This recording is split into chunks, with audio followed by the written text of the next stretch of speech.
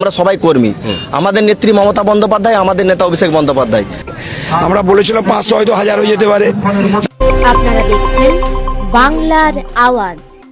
Ghatal block যুব তৃণমূল কংগ্রেসের সভাপতি শাহ আলম বাদশাকে বাংলার আওয়াজের পক্ষ থেকে প্রশ্ন করা হয়েছিল যে 2026-এর বাজেটে যুবসাথী প্রকল্পের নামে 21 থেকে 40 বছর বয়সীদের কমপক্ষে মাধ্যমিক পাস যারা তাদের 1500 টাকা করে প্রতি মাসে ভাতা দেওয়া হবে।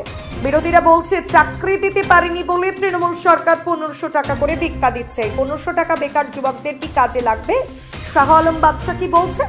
18 থেকে 28 একটা সংখ্যা, একটা বয়স। তখন যদি ফর্ম ফিল আপ করতে যাই, যদি কোথাও যদি পরীক্ষা দিতে যাই, তার জন্য একটা টাকা লাগে। তার জন্য দিদি কিন্তু ঘোষণা করছে 1500 টাকা।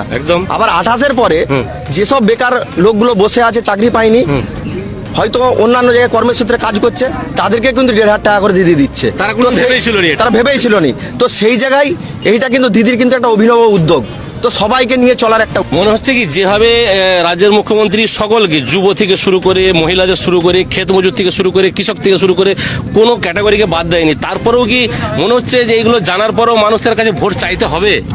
আমি একটা কথাই বলবো যে 97টা প্রকল্পের মাধ্যমে দিদি যে পশ্চিমবাংলার প্রত্যেকটা বাড়িতে বাড়িতে যেসব মানে প্রকল্প পৌঁছে দিচ্ছে, তার জন্য মানুষের কাছে ভোট চাওয়ার থেকে আমি মনে করি মানুষকে তাদের কাছে শুধু শোনানোর দায়িত্ব আমাদের, যে আমাদের দিদি এগুলো দিচ্ছে। কি কি তারা পাচ্ছে সেগুলো আমাদের শুধু হচ্ছে তাদের কাছে কানে তুলে দেওয়া। ঘাটালের ব্লক সভাপতি দিলীপ মাঝি যুব তৃণমূল সংগঠনের উদ্দেশ্যে কি বললেন বিস্তারিত শুনুন। এখন যুব আগামী দিনের হচ্ছে ধারক বাহক যুব। একদম তৃণমূল কংগ্রেসের যত বয়স বাড়বে, আগামী দিনে যুব নেতৃত্ব আগামী দিনে মাদার নেতৃত্বে যাবে, তারা দায়িত্ব নেবে, তাদের কাজে শিখতে হবে, কাজ করতে হবে, অগ্রগতির মধ্য দিয়ে এগোবে তারা কাজের মধ্য দিয়ে। সেই জন্যে যুব হাতিয়ার, যুব রক্ত সব পারে, যুব অনেকটা এবং যৌবন, যুব এবং যৌবন এইটা মানুষকে এগিয়ে নিয়ে যায়। এরা যেটা পারে, এরা যেটা চিন্তা ভাবনা করতে পারে, এরা যত সাহস নিয়ে এগিয়ে যেতে পারে, আমাদের তৃণমূল কংগ্রেসের আজ যে শাখা সংগঠনগুলো আছে এত বেশি যুবকদের মতো দায়িত্ব নিতে পারবেনি। আমরা সবাই কর্মী। আমাদের নেত্রী মমতা বন্দ্যোপাধ্যায়, আমাদের নেতা অভিষেক বন্দ্যোপাধ্যায়। ঘাটাল ব্লকে সবাই আমরা একসাথে চলি। দিলীপ দা আছে এখানে উপস্থিত, রাজা মামা আছে, আমাদের কিঙ্করদা পাশে আছে, আমাদের সুশান্ত মণ্ডল আছে, আমাদের অসিত দা আছে।